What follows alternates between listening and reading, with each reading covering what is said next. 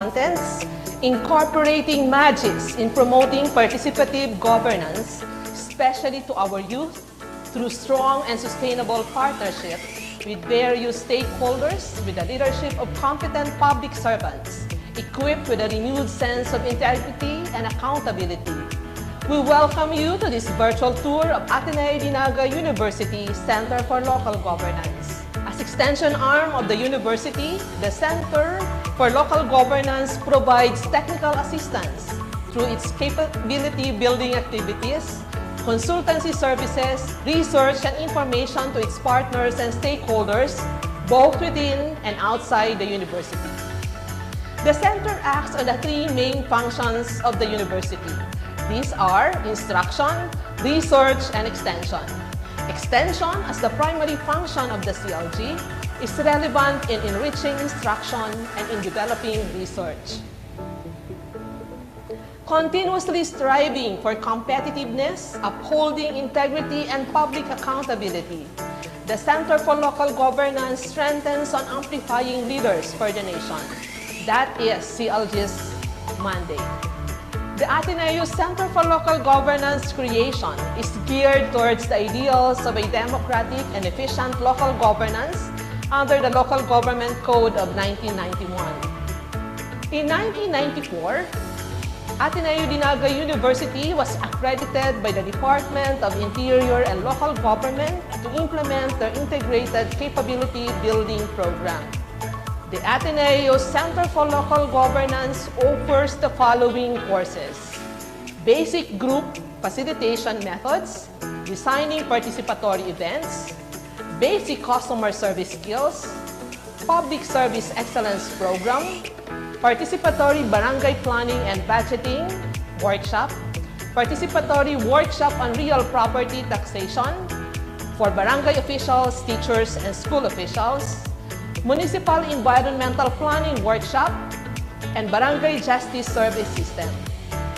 We also have basic counseling skills, alternative dispute resolution and mediation skills, and capability building courses for LGUs such as parliamentary procedure, drafting of resolutions and ordinances, documentation for barangay and sangguniang kabataan secretaries, project development and management, project proposal writing, basic accounting, and livelihood development. We also have accelerating educational services and health management. CLG can also be tapped to package technical assistance programs to answer specific concerns of clients' LGUs.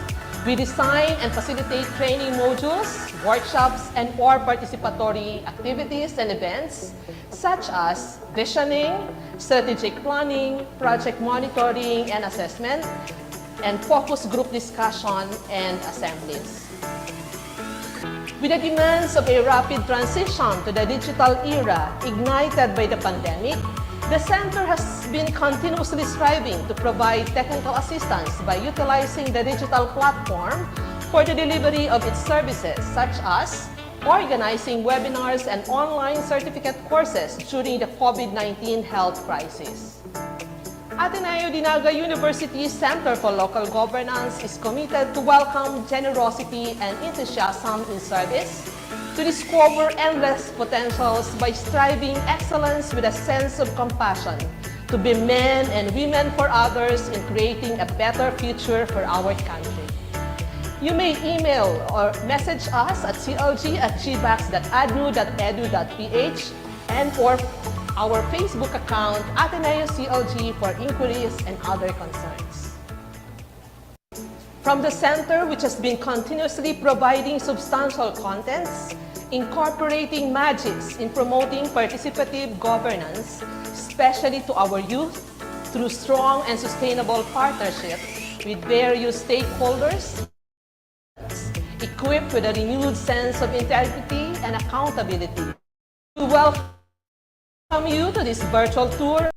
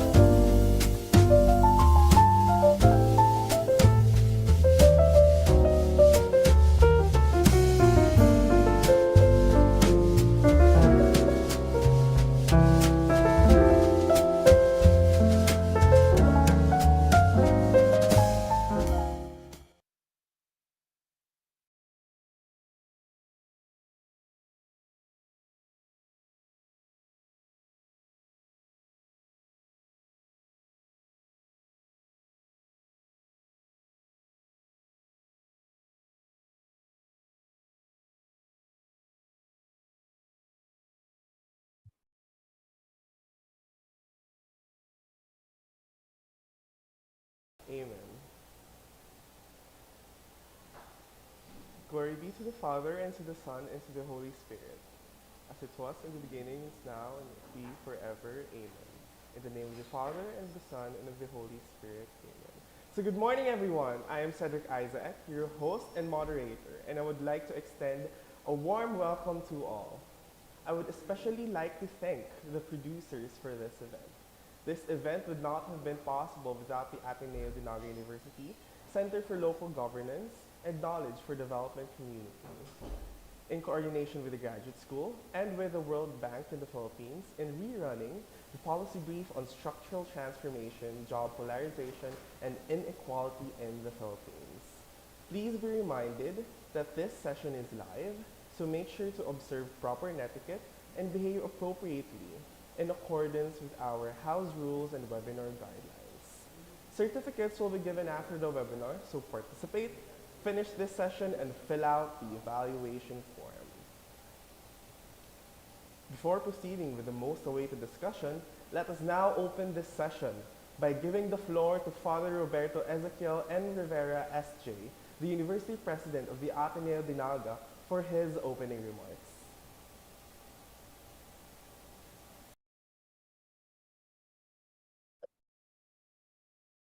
To our distinguished and most honorable guest speaker, Dr. Nadia Belhaj-Sindagi, to our esteemed university administrators, especially Dr. Malu Barceliano, Director of the Center for Local Governance, and Ma'am Edna San Ventura, our university librarian. To all our beloved guests, our students, faculty, staff, not only from the Ateneo but from other schools. Diyos marhay na pag-abot po digdi sa Ateneo de Naga University. A warm welcome to the Ateneo de Naga, albeit virtually. It is my distinct honor and pleasure to give these opening remarks to our forum on the structural transformation, job polarization and inequality in the Philippines. As I was reading Dr. Nadia's very incisive and insightful policy brief, I was brought back to one might call a blast from the past. More than 3 decades ago, as a fledgling seminarian training from the priesthood, for the priesthood, I was assigned to work for 1.5 months in a factory, a paint factory, packing cans of paint in boxes and stacking them 6 boxes high in the warehouse. That was more than 3 decades ago, and eventually I ended up being involved as well in the Archdiocese of Manila Labor Center. Back then, with that experience in the factory and the subsequent advocacy involvement, we were dealing with issues such as labor-only contracting and labor contractualization. Reflecting 3 decades hence it's amazing how things have changed in the labor sector. Things like contractualization and labor-only contracting are now part of the education landscape, unfortunately. But there have been positive developments as well, quite a number of which have been identified by Dr. Nadia in her policy paper. The move towards greater equality, for instance, in job opportunities, especially with improvements in education. Sadly, we all know that the pandemic has upset this progress made. Again, something that will be pointed out by Dr. Nadia in her policy brief. We know, for instance, how the pandemic has significantly aggravated what will be a keyword, I believe, in this policy brief, which is inequality. Inequality in the labor sector, inequality in employment, especially in productive sectors of the job landscape. And that is why, dear friends, I believe this forum will truly be significant for us. First, not only as Filipinos concerned about the recovery of our nation, but also seeing the profile of the audience here as people involved in the life of the university, as educators and students. We know that education will have and does play an important role in that ideal of employment equality in our country and throughout the world. We look forward to be challenged by Dr. Nadia's findings. And we look forward to a fruitful morning of learnings and discussion. I would like to thank Dr. Nadia for making time, despite her busy schedule, to be with us in this forum. And I'm especially grateful to the Center for Local Governance and the O'Brien Library teams headed by Dr. Malu and Ma'am Edna for organizing this forum. May it be truly a meaningful time for all of us. So once again, a warm welcome to everyone. Thank you very much. Salamat po, asin Diyos mabalot.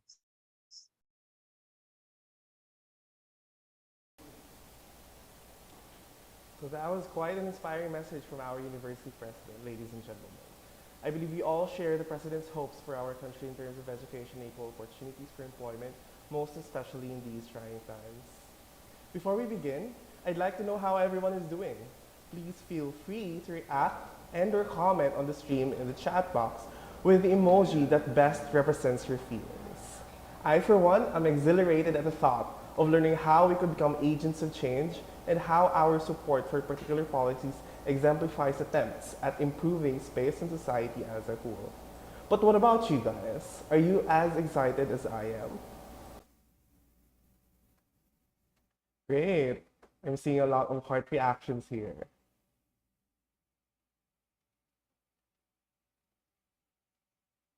Mm-hmm. Mm-hmm. All right. I see everyone is as excited as I am. It's very impressive, and I am elated that to share with my enthusiasm with all of you for this topic. In line with this, I'd like to acknowledge the presence of public officials, local government units, faculty and staff, as well as members from the World Bank Philippines, and our reactors, Mr. J. Chris P. Sicad, Mr. Yadi Miguel O. Castroverde, and the Dean of the Graduate School, Dr. Malu Barcelona, who are at this very moment vibing with us in anticipation for the discussion. Without further ado, let me introduce our speaker for today, who will talk to us about how education has driven inequality for over 3 decades. The discussion also documents how the COVID-19 pandemic reversed structural transformation by shifting the workforce towards less productive sectors and occupations. In addition, the paper examines the emerging trend of wage-job polarization in recent years and how policy can help foster greater employment opportunities and higher quality jobs. She is a senior economist with the East Asia Poverty Global Practice covering Thailand and the Philippines. Before that, she worked on poverty in Tanzania, Burundi, Sudan, Gabon, Cameroon, Comoros, and Madagascar. Before joining the World Bank, she was a senior program specialist with the Canada International Development Research Centre. She taught at many universities, including the University of Toulouse in France and the University of Nabil in Tunisia. Her research areas cover poverty and inequality, agricultural economics, and applied econometrics. She has published many articles in academic journals, including World Development, the World Bank Economic Review, the European Review of Agricultural Economics, and the Journal of Development Studies. Let us all welcome Ms. Nadia Hassim.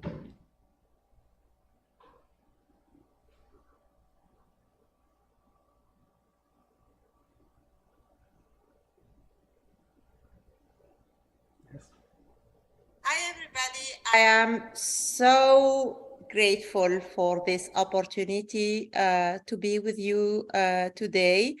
Dr. Roberto Rivera, it's a real pleasure to meet you. Thank you so much for this invitation. All the audience, I am very happy to meet with you, and I'm happy to present the results of this paper and to also see your reaction and to the areas that probably we can explore further as we move forward with this work, because we understand things, but the more we understand and the more we realize that we need to know better about the subject of inequality and of poverty. So I will start by sharing my screen.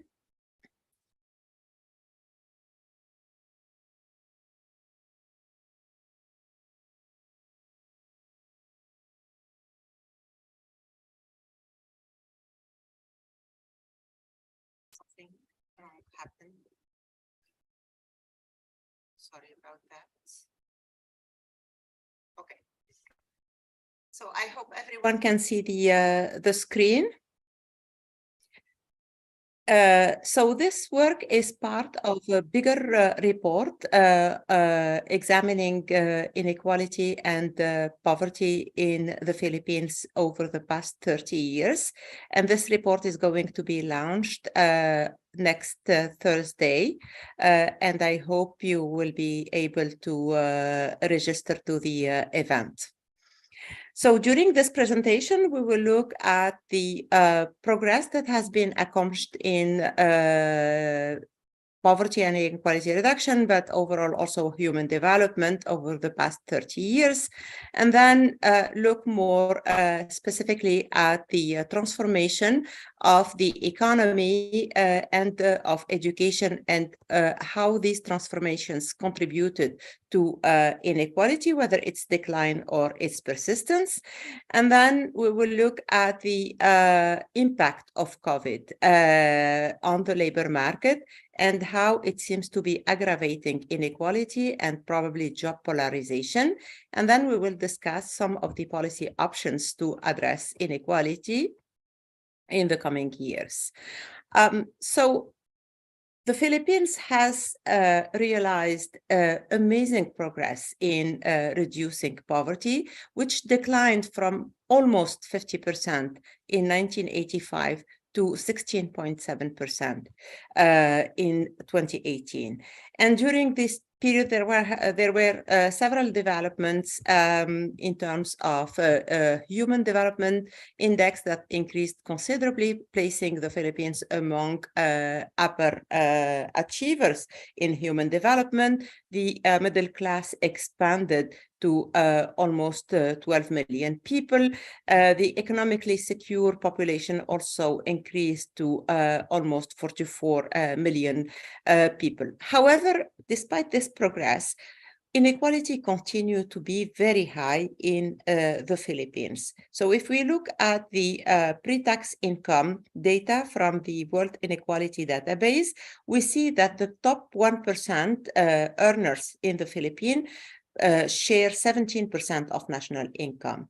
However, the bottom 50% share only 14% of national income. The Gini coefficient at 42.3% in 2018 is among the highest in East Asia, only behind Thailand. And with this Gini coefficient, the Philippines ranks 15th among the most unequal countries out of 63 countries where income Gini coefficients are available. So in comparison also, if we look at the pre-income tax data for Thailand, we see that the top 1% earn 21% of national income and the bottom 50% share less than 15% of national income. And these are the most unequal countries in the region in comparison to Malaysia, Indonesia, and China. However, while inequality is declining in the Philippines and Thailand, it's increasing in Indonesia and it's increasing in China. So when we try to understand what are the drivers of the persistence of inequality, we see that first it's the gap in education of the household head, which has contributed to the persistence of to 30% of income inequality over the past 30 years. Then comes the gaps in occupations, which, even though it declined from 32% in 2000 to 24% in 2018, it's still the second largest contributor to the persistence of inequality. Then there are the gaps in the sectors of employment, which also has declined to reach 17% in 2018, but still large contributor. And third comes the gaps among regions, which has declined considerably over the past 30 years, but represent around 30% of income inequality. So if we look at the progress that has been achieved in the Philippines over the past 30 years, we see that there has been a considerable transition of the labor force from agriculture to more productive sectors, mainly low-end services, which include accommodation and food services, transportation, and to a lesser extent to high-end services, which include information and technology sectors, financial, real estate, and public administration.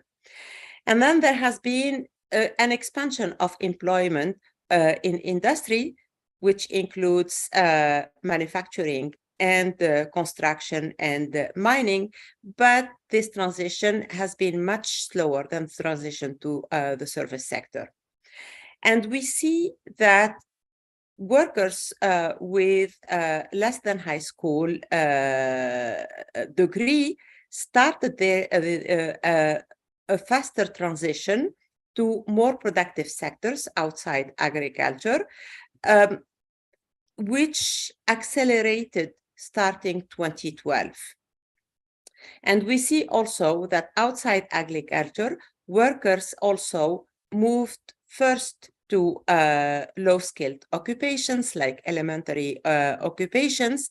However, starting from 2012, they accelerated to their transitions to middle-skilled occupations, and particularly non-routine occupations like sales work. But in routine occupations, there has been also an expansion in crafts and in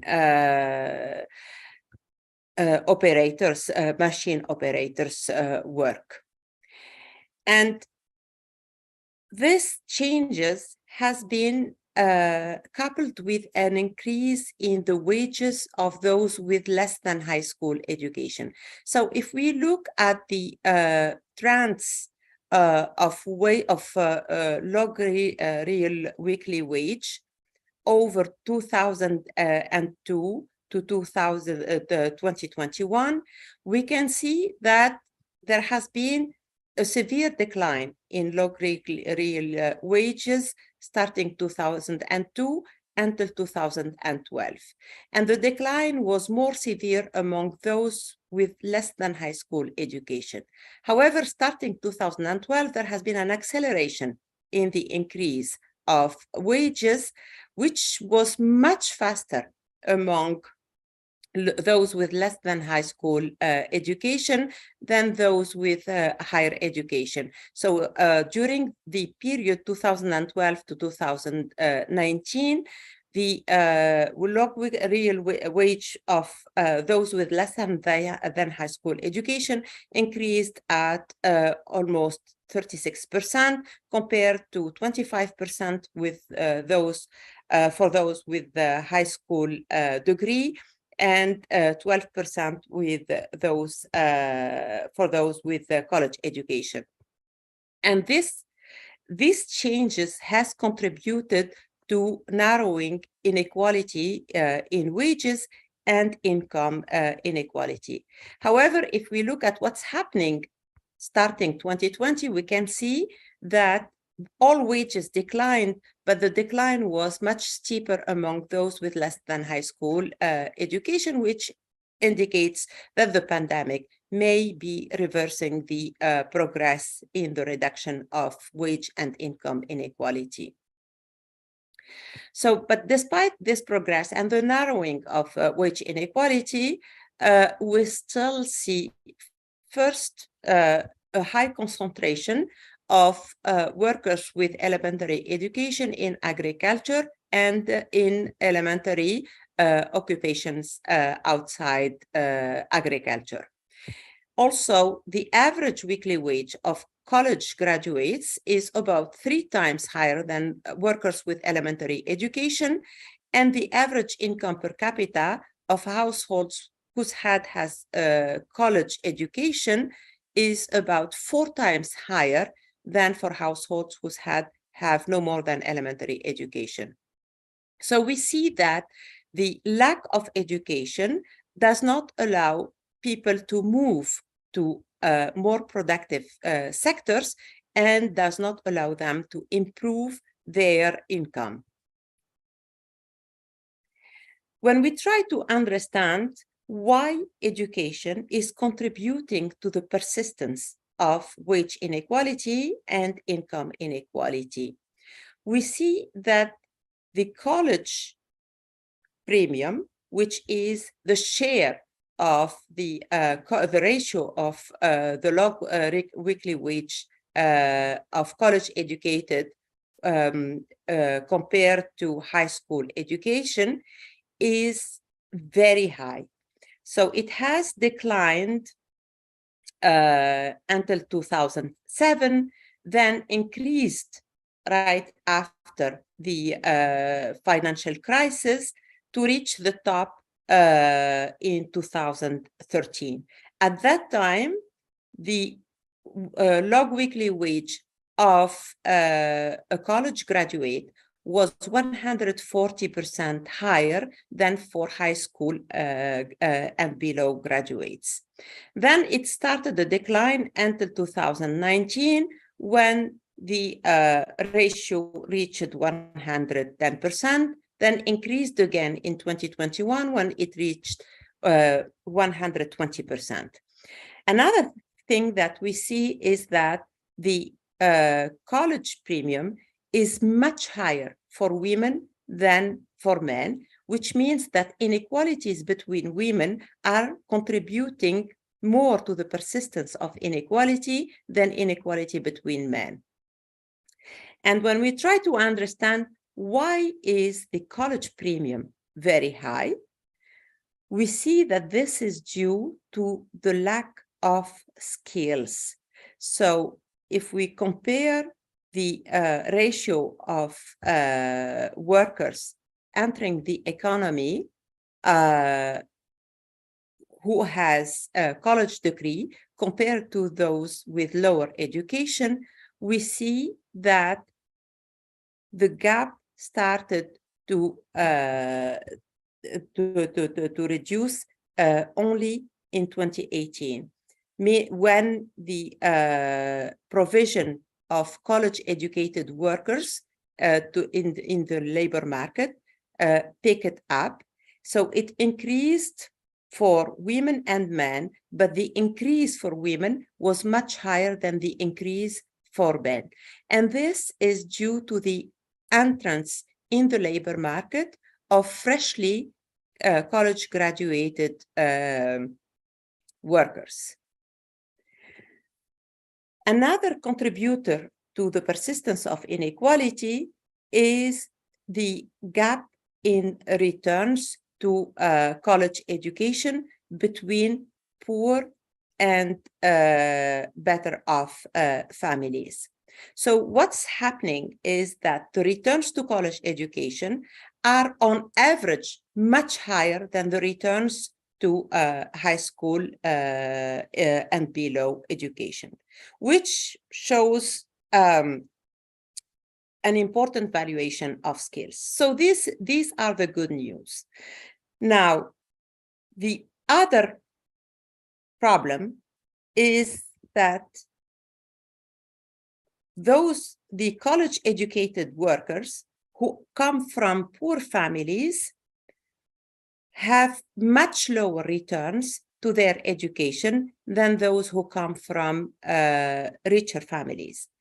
And this may be due to two things. One is the quality of college education they are receiving, and two, the field of study. So maybe the field of study the poor engage in, or the type of college education they are receiving, is not providing them with the skills that are required in the labor market. And this is why they are receiving lower returns to their skills.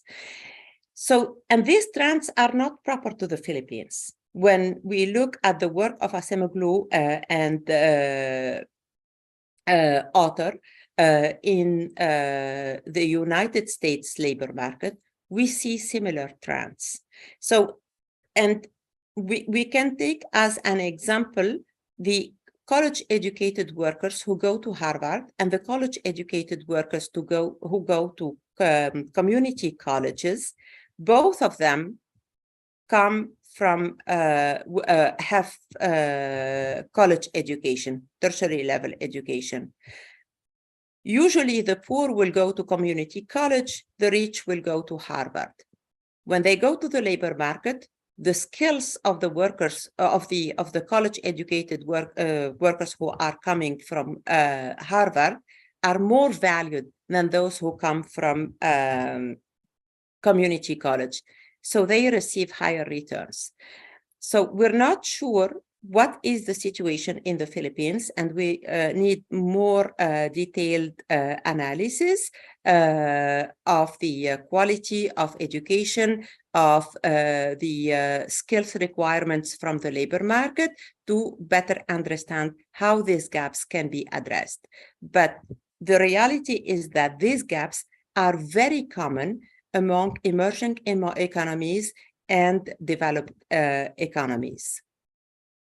When we look at the impact of COVID on the labor market, we see first that the first shock of the crisis affected women and youth more severely than it affected the rest of the population. So unemployment among the youth increased at above 30% during that period. And the increase of unemployment was much higher among women than among men. And even though the situation started to improve right after when the economy started to recover, unemployment among the youth remained much higher, and unemployment among women remained higher than unemployment among the rest of the population. The other problem that we see is that even though returns to college education are much higher than returns to high school education and below, the fact that people graduate from college do not automatically guarantee them a job and high returns, because unemployment among college-educated youth is much higher than unemployment among those with high school or less. And this is due to the field of study. So we see that unemployment is highest among college-educated workers who or college-educated youth who graduate in the field of education, social science, and engineering. And it's lowest among those who graduate in the business fields of business administration and law, ICT, and health and welfare. We see that also the pandemic may have exacerbated the job polarization trends that started to appear before the pandemic, starting from 2016.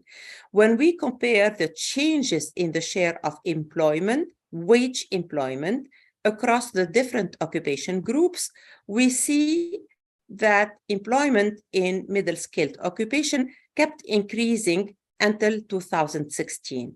And starting that period, we see that employment in middle-skilled occupations, and particularly non-routine one, declined considerably.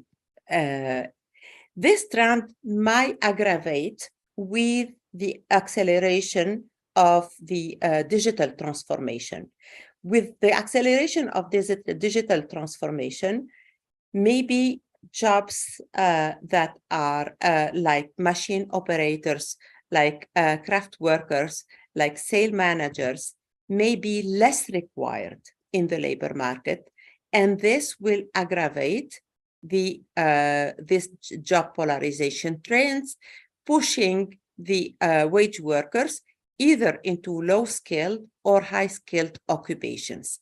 And if these trends are not addressed and continue, they will aggravate wage inequality and income inequality overall.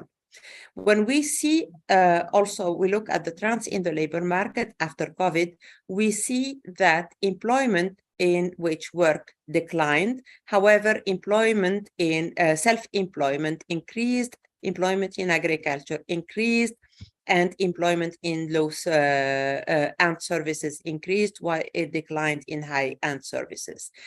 And these trends are concentrated among less educated workers and among the youth. So with the recovery of the economy, we see that employment in agriculture started declining, and employment in industry and in low-end services started increasing.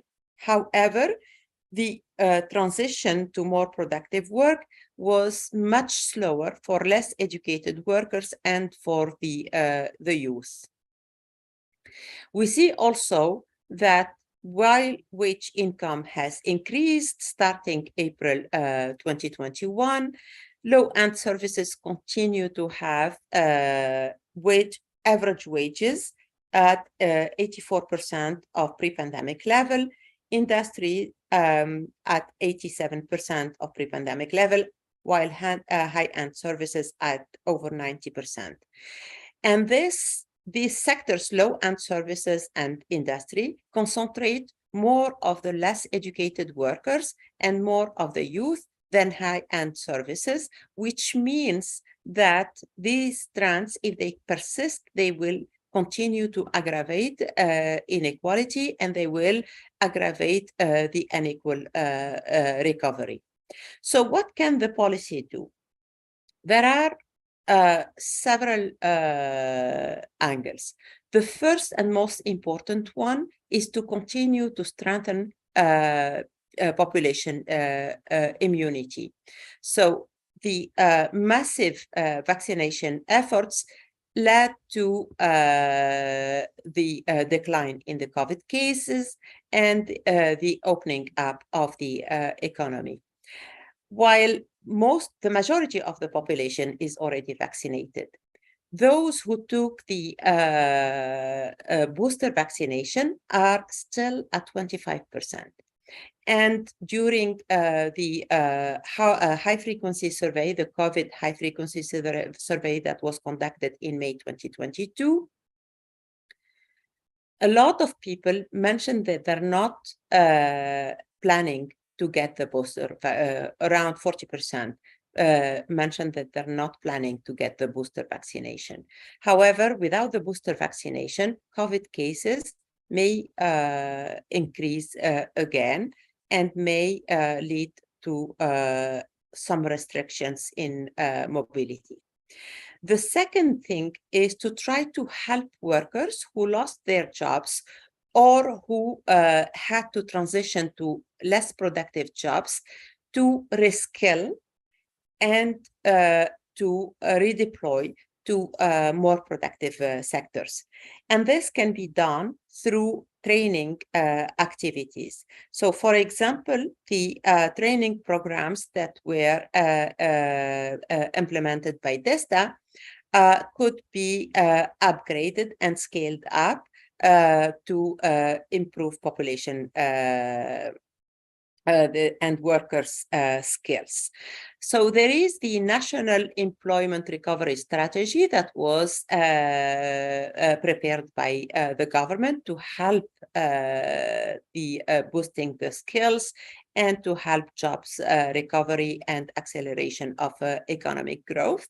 That strategy needs to be implemented as fast as possible. And then with the digital transformation of the economy, it's really important to think about preparing the skills to the potential changes in the labor market with this transformation.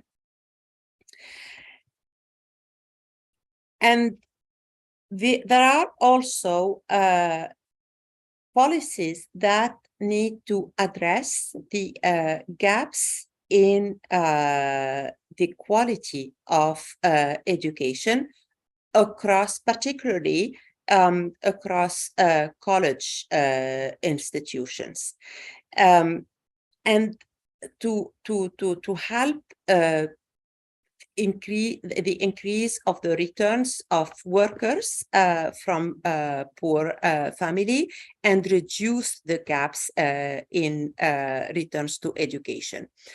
There is also a need to accelerate or support the transition of students from secondary education to tertiary education. Right now, enrollment in tertiary education is overall relatively low, but it is particularly low among poorer families. So it's really important to support the transition of students to college education and to engage in the fields of study that are required by the labor markets. And finally, because because most of the poor continue to work in agriculture, and because this sector is really important, but given also the food crisis that is appearing now with climate change, with the war in Ukraine, and so on, it's important to support the increase of productivity in agriculture. So particularly through research and development, provision of infrastructure, and facilitating access to markets, facilitating e-commerce, and also addressing the challenges from climate change through better coordination between scientists, research communities, and government, support the use of climate smart agricultural practices, and so on. I'll stop here. Thank you so much.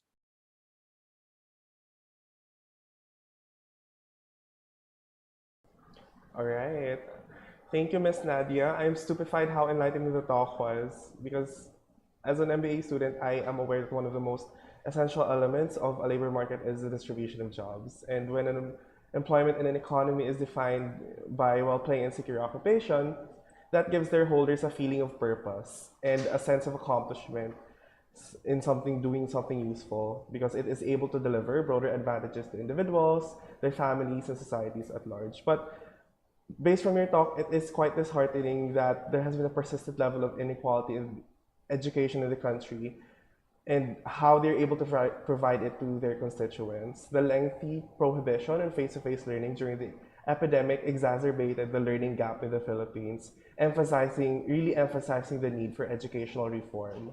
It's a bit disheartening thinking about how this gap would widen further without urgent and long-term intervention, as the most disadvantaged children will most likely continue to fall behind, exacerbated by other pre-existing problems like poverty, gender, disability, location, and ethnicity, despite dedicated teachers' best efforts to provide makeshift means of equitable access to quality education for the students. So Ms. Nadia, if I may ask, because I'm quite curious, do you have any ideas on specific policies you believe would be most appropriate for the current circumstances in the Philippines is facing in helping curb educational inequality?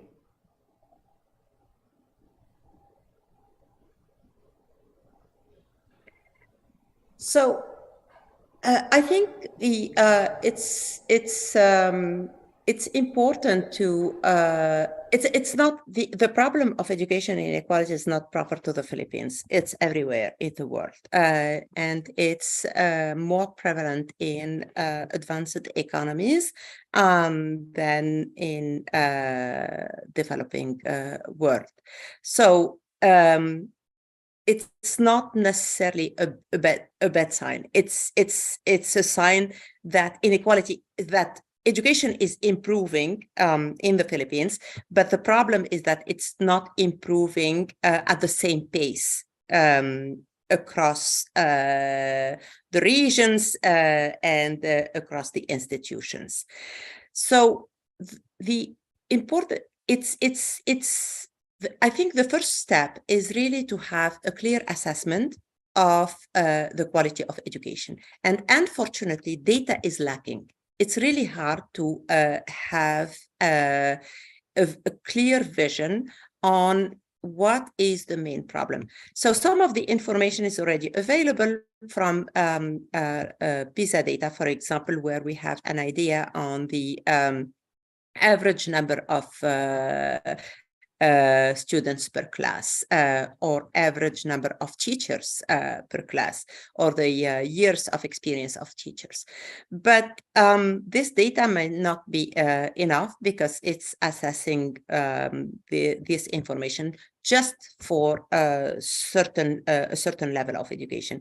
It will be good if we have more detailed information across the different levels of education, particularly tertiary education, to see what are the quality problems, what are the differences. So that's one thing. The second thing is to enhance the collaboration with the private sector, because it's good to understand how the education system can respond to the local needs of the labor market. The needs in Manila, of the labor market in Manila, may not be the same as the needs of the labor market in Central Luzon. So there are some skills that can be harmonized at the national level, but there are some specific skills that can be more appropriate to develop in some regions other than in others. So, for example, in Tunisia, in my country, there were some agricultural areas that were really specialized in agriculture. So, some technical institutions to form agro specialists were very useful in these regions. Other regions are more touristic. So tourism schools were also implemented in that regions to provide the skills. So there is no policies that fit all, but it will be good to have a very close collaboration between the academia, the Department of Education, and the private sector to have a proper assessment of what are the problems, the real problems of the education system, and how can these can be addressed at the national level and then at the regional and local levels. That is true, Miss. We need to, I think we also need to further empower research so we have data to base on for developing policies. And I really agree that we need to strengthen linkages between the academe and with the private sector to specialize in their fields and expedite the development of those industries. To give us more insight, though, let us share the floor with our first reactor, Mr. J. Crispy Sikad. He is the engineering manager of the Facilities Engineering Department at the Tiwi Geothermal Field, the pioneering Philippine geothermal production company, which started geothermal development in the country and the Southeast Asian region. He is a graduate school student enrolled in Master's Program in Business Administration at the Ateneo de Naga University. He graduated magna cum laude from Bicol University, where he took his undergraduate degree as a Bachelor of Science in Chemical Engineering. Mr. Sikad, you have the floor. Thank you, Sir Cedric, for the warm introduction. Let me just share my screen. So before I start my reaction, I would like to, of course, acknowledge the presence of our university president, Father Roberto Rivera, SJ, and the Dean of the Graduate School and the Director of uh, the Center for Local Governance, Dr. Malu Barceliano, fellow graduate, our fellow graduate school students, faculties, and guests, good morning. Again, thank you, Ms. Nadia, for the enlightening talk. I would like to, is it not moving? I would like to begin my talk with an inspiring story. So this story is about Jack. Like many Filipinos, Jack was born into a low-income family. His father was a farmer, and his mother stayed at home to look after his four other siblings. Being the eldest, he would accompany his father during the farming season, and during the off-peak season, he would take on odd jobs to sustain their family. He would spend his savings too on his schooling, which he was very passionate about.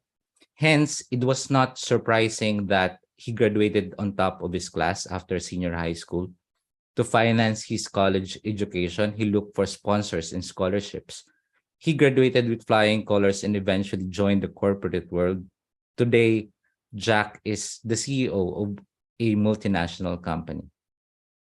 We are fond of these so-called zero to hero stories or Cinderella stories, primarily because they encapsulate every individual's trials and challenges at some point in their lives. It also serves as an inspiration to continue doing more, to aspire for success, and to overcome adversities in life. We should have recognized two critical points of such stories, however. First, these stories are peppered with hardships, primarily due to the existence of social inequalities. And second, these stories at their best are outliers and do not reflect the average story of every individual. Such stories rely on the combination of several factors such as luck, readiness, and opportunity. If one looks at history, social inequalities existed as early as the ancient civilization in Sumer, Babylon, and Egypt.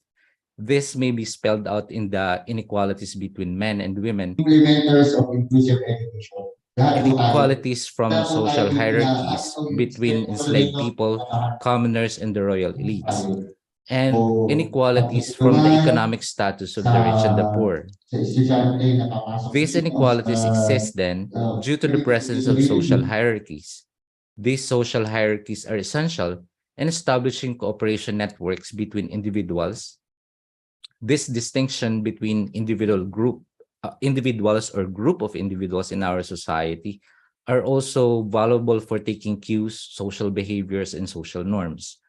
The talk this morning highlights how the growth and possibility to prosper of various members of society are fundamentally affected by inequalities in our society. The reversal effect of the pandemic on leveling inequalities in our society is problematic and is a call for action for most of us. Aside from the policy recommendations, we should consider how government, how educational institutions like Ateneo Dinaga University can be tapped to help develop traction in the stated policy recommendation. One of the policy recommendations to close the quality gap in tertiary education is the strengthening of research and the shift to globalization. As an Atenean, I am proud to say that we are doing well in this area. The university had been a strong sponsor of quality research, and this had been essential in its development as an institution. Nevertheless, we should be thinking about where we go from here, considering the findings of the report. As an MBA student, I am putting forward two proposals. First, universities, to help in the skills acquisition of the workers, should focus on establishing affordable online skill training and certifications by leveraging the capabilities of their subject matter experts. Offering such online skill training and certifications provides a plethora of options for workers to get affordable training that can target improving their skills. Many universities must be on board for such activities to encourage competition among those offering these courses and lower the overall cost of such training by virtue of supply and demand. These training and certifications should be easy to reach and not be monopolized to generate the most value. Second, as academic institutions engage in business education, universities should develop as their social responsibility the establishment of the art and science of business management and entrepreneurship among its host communities.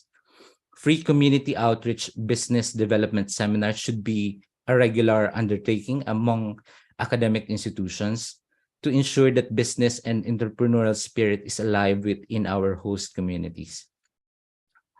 Through these small but concrete steps, we as members of the academic institutions can help alleviate the job polarization and inequality in our society. In our society. Thank you and good morning. Okay, you have my thanks, Mr. Sikad. Your thoughts on the matter were quite eye-opening, most especially from the vantage point of business administration. To substantiate further, let us welcome our second reactor, who is a graduate of Diplomacy and International Relations from Ateneo de Manila University, and is currently working on his master's thesis on open government initiatives and practices in Nagasaki.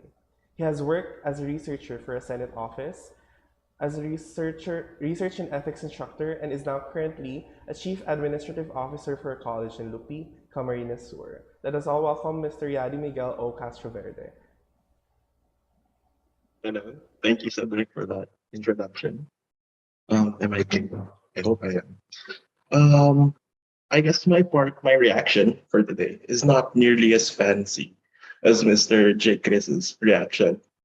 However, as a former teacher, I would like to point out that most teachers, whenever faced with the same situation, often resort to anecdotes. So I would like to present an anecdote. Now, I guess a lot of us would agree that when presented with presentations such as these, especially in this case with Ms. Davia, it's very clear what we're supposed to understand, and it's very clear the way she presented it. However, on the second look in these kinds of presentations, we're forced to think deeper. So when I was in elementary, we had a class. It used to be called Civica at Cultura, or in English, Civics and Culture. I don't know what it's called right now. I think it's Araling Panlipunan or Social Sciences. And one of the first things when it comes to economics, when we go to the section on economics in our textbook, one of the first things presented to us regarding the Philippine economy is that we're an agricultural country, or at the very least, we're an agricultural economy. Now, one of the things that made me think very deeply with Ms. Nadia's presentation is that many times, or at least with the findings of the research, whenever there was a shift of workers from agriculture to low skill or medium skill jobs, it was perceived as a positive movement in their economic class or in their income. And whenever the reverse happened, when these workers proceeded to return to agricultural jobs, what would happen is that they would experience lower wages. Now, as someone who was raised to think that, or raised to believe that the Philippines is an agricultural country, it's very shocking. Because if we're an agricultural economy, why aren't we investing more? Or why isn't being in agriculture a livable situation? So it brings into mind, at least for me, questions such as, are we really focusing, or are we really an agricultural country in the Philippines? The Philippines, are we really an agricultural economy? Are we supposed to pursue this line of economic development. Because some people would argue, or at least friends of mine would argue, that we're primarily a service economy, that we provide services to companies that need them. And some of it, if you're familiar, um, there are a lot of call centers in the Philippines, and it's a service that we provide rather than something we manufacture or a product we provide. Now, for things such as this, whether or not we're an agricultural economy, it forces us to think whatever it is that has been ingrained in our minds. So, I would like to point out also, as a former research teacher, that what was discussed today is not the same with our textbooks. Because many times our textbooks, although updated with several editions, no, our textbooks provide somewhat a late commentary on whatever our country is, especially when it comes to social sciences, or at least that has been my experience. And when we attend webinars such as this, seminars, or presentations such as this, we're forced to adapt, or at least we're forced to think on the current situation in the Philippines or whatever topic we're talking about. And I'd like to point out, because I know my students, they really dislike research. But this presentation is a prime example of what research can achieve. It's not just about it's not just about chasing grades. It's not just about being able to fulfill requirements. It's not just about graduating. Although while working on my thesis, it's half about graduating and finishing things. But when we are able to collect data such as this, we're able to create recommendations. And if you remember, in the last part of our research, senior high school, college, masters, we always put recommendations. And this is what evidence based recommendations are. These are recommendations that have the potential to change our country for the better. But more than that, they're backed by evidence. And above all, I think it's very hard to argue against evidence, against numbers, or against even the interviews that we do in qualitative research. So, if it would be all right, Miss Nadia, I just have a few questions. Okay. So, um, one thing that you presented was that returns to college education are much higher than returns to high school education. So obviously that is a major contributor to inequality. However, um, can you please elaborate on what is ideal? Because will a low difference between college education return and high school education return be ideal? Because at least on first glance, that's lesser inequality. But if that's the case, for example, why would people choose to pursue a college education if there's not much of a difference in that case? Or is the difference between college returns among different income groups more important to look at than comparing high school and college returns?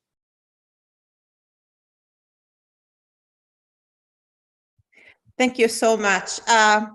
Very challenging questions. So the first thing is the fact that there is inequality between college education and high school education is not a bad thing. It's good in a sense that it values skills. So it's also an additional, because if inequality was low, there are two situations, either because returns to college education are low and returns to high school education are low, or because returns to high school education are high and returns to college education are high. So, and in both we don't want both of these situations, even though we prefer the situation where returns to high school education will increase, plus the increase of returns to college education. But the problem is not the importance of the gap is partly due to the fact that there is a gap in the provision of skills. And this is where it continues to drive the persistence of inequality. So if there were more people college educated, then this gap overall and its contribution to the persistence of inequality would decline. So that's the first situation. But the most alarming situation is the inequality within college education. So within college education, you have much lower returns for people who are coming from poor families than for those who are coming from higher families. And this is the type of inequalities that are unfair and that really needs to be addressed. Because it's valuation of skills that is different depending on, it's not because of the social origin, it's because of the type of tertiary education that the kids from poor families are getting. So because there are, and we see this variation more in tertiary education than in secondary education, because the paths and the fields of studies are have more varieties in college education than in high school education. So this is the situation. So overall, we would like the economy to have more skills to reduce the overall gap, meaning that we need to encourage the transition to tertiary education. Second, we need to have a decline in the gap between returns to education for those who are in poorer families and those who are in richer families. And this decline need to happen by increasing the returns of those who are from poorer families. And this happens by increasing the quality of the type of education they are getting and by encouraging their enrollment in fields of study that would value their skills in the labor market. Thank you for that answer. I'd like to reserve my other questions for the question and answer portion. So thank you for that, Ms. Stadia. Good morning, everyone. And that will be all for me. Thank you. Okay.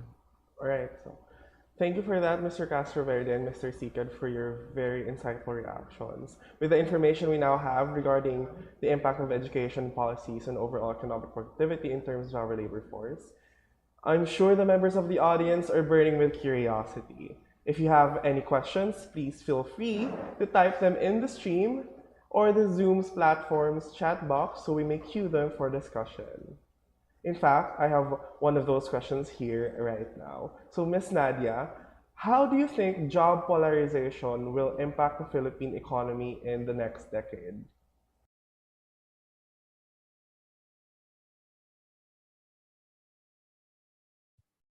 So, to be honest, even in the United States, they are trying to understand how it is going to impact their economy.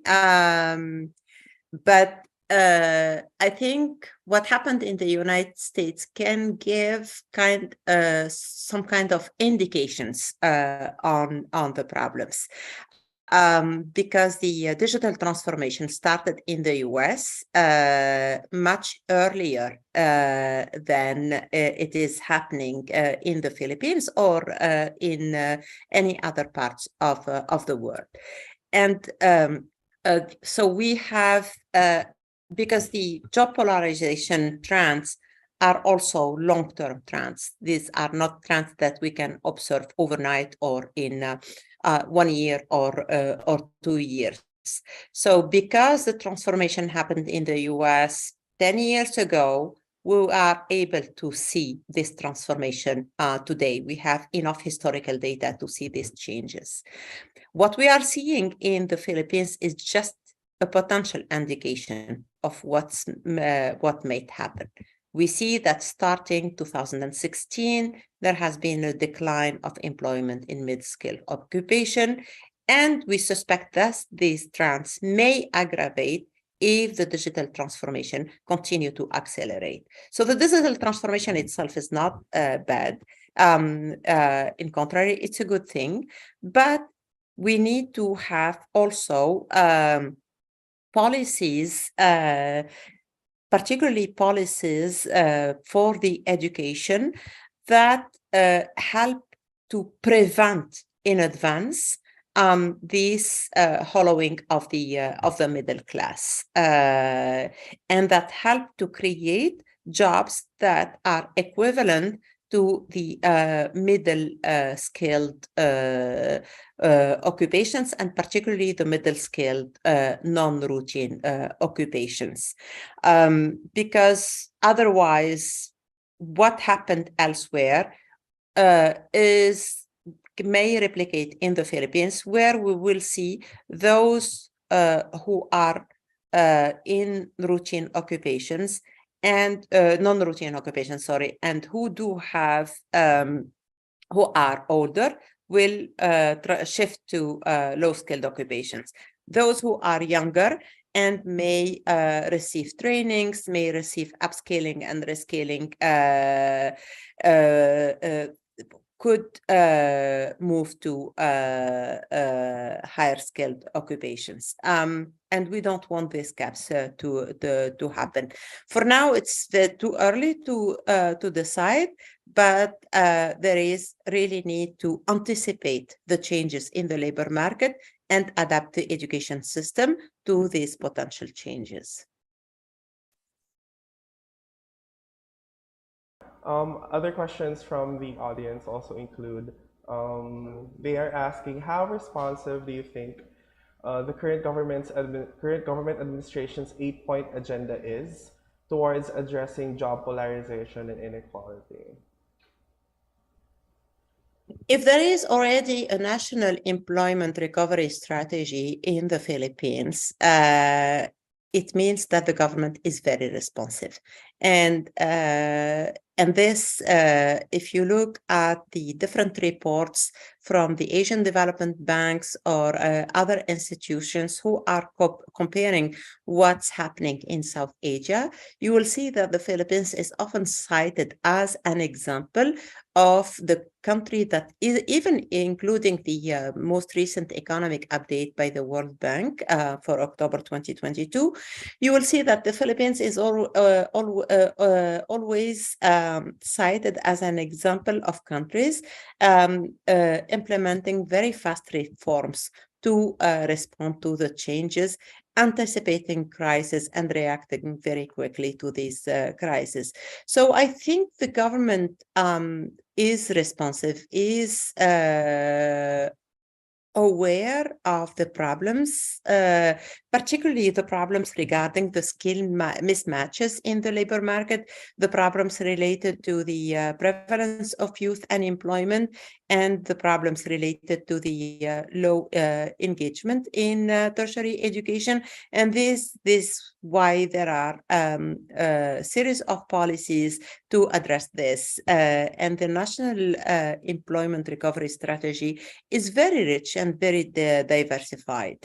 The question is how the research community can inform government policies. If there is enough research, if there is enough data, if there are enough blogs and policy notes and everything, this will also inform the government about where more efforts need to be directed. Thank you, Ms. Nadia. Another question from the audience is that Oh, it's actually a student from ADU who is asking for your commentary on the current situation regarding the employment of the elderly or senior citizens here in the Philippines. If you'd be able to give a commentary on that. I know this is a very serious problem in Thailand and in other countries, not really yet in the Philippines. So I'm not sure what is the question, whether we should encourage employment of senior citizenships or of senior citizens, or we should discourage that. Because I know that in the countries where the population aging is a serious problem, then there are policies to encourage late retirement ages and that encourage the reform of the pension system. I think in the Philippines, one of the advantages now is the demographic dividend and the young workforce compared to other countries in the region. So I'm not sure what is the question exactly, but if it's also about the reform of the pension system, that's something that is a little bit outside of my area, but probably could be, because I know that our colleagues from the social protection team are working on these issues, but it could be a subject of another presentation.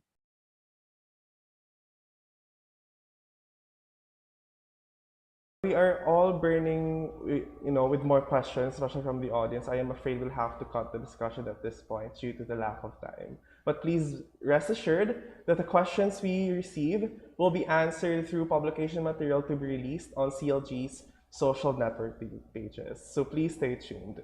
To close this session, I'd like to call on the Dean of the Graduate School, Dr. Malu Barceliano, our University President, Roberto Ezequiel N. Rivera, SJ, and the Coordinator for Knowledge Development Community and our University Librarian, Ms. Edna San Benaventura, to the screen to be recognized and documented alongside our speaker and reactors, Ms. Nadia Hassin, Mr. J. Chris Sicad, Mr. Yadi Miguel Castro Verde, respectively, for the awarding of their certificates. First and foremost, we'd like to thank Ms. Nadia Hassin for her invaluable participation in this session and award her with a Certificate of Appreciation. Citation reads, Ateneo de Naga University, Center for Local Governance and Knowledge for Development Community, in coordination with the Graduate School, award this Certificate of Appreciation to Ms. Nadia Belhaj Hassin Belgith for unselfishly sharing her time, knowledge, and expertise as a resource speaker during the rerun of the webinar entitled Structural Transformation, Job Polarization, and Inequality in the Philippines, a policy brief with the World Bank in the Philippines, held on November 18, 2022, 9 a.m. to 10:30 a.m. Philippine time via Zoom cloud meetings. Signed, Dr. Malu Barceliano, Dean of the Graduate School, Father Roberto Ezequiel N. Rivera, SJ, President of the Ateneo de Naga University, and Ms. Edna N. San Benaventura, Coordinator of the Knowledge for Development Community, University Librarian, James O'Brien, SJ Library.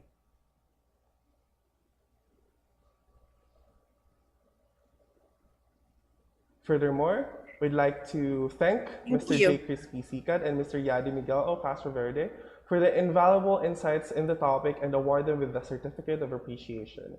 Citation reads, Ateneo de Naga University, Center for Local Governance and Knowledge for Development Community, in coordination with the Graduate School, award this Certificate of Appreciation to our reactors for unselfishly sharing their time, knowledge, and expertise as a reactor during the rerun of the webinar entitled Structural Transformation, Job Polarization, and Inequality in the Philippines, a policy brief, with the World Bank in the Philippines, held on November 18, 2022, 9 a.m. to 10:30 a.m. Philippine time via Zoom cloud meetings, signed by Dr. Malusi Barceliano, Dean of the Graduate School, Father Roberto N. Ezequiel N. Rivera, SJ, President of the Ateneo de Naga University, and Ms. Edna M. San Benaventura, Coordinator for the Knowledge Development Community and University Librarian for the James O'Brien S.J. Library of the Ateneo de Naga University. Again, I would like to give thanks to our speakers and reactors. And that is it, my friends. I hope you all had a great time with us here today. The link to the evaluation form is flashed on the screen and can be found in the Zoom chat box. Please ensure that you accomplish the form to receive the soft copy of your certificate. But up next, if there's anyone here interested in legislation, the CLG will be sponsoring an online training course on parliamentary procedure and the drafting of resolutions and ordinances. It is open to all. So if you have further inquiries, please feel free to direct them through the CLG's social networking pages. But before we close this event, I'd like to invite everyone to open their cameras alongside our resource speaker and reactors for the photo documentation.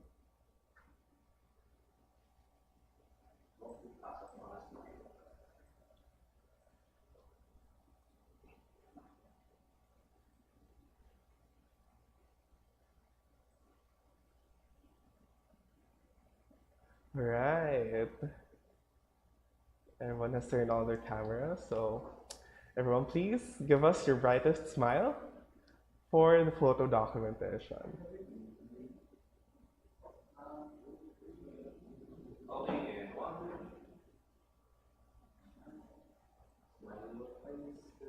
Okay, now. All right, thank you everyone for participating in this event. With this session is hereby adjourned. Thank you again for your time and participation, and I hope to see you guys on the next activity of CLG.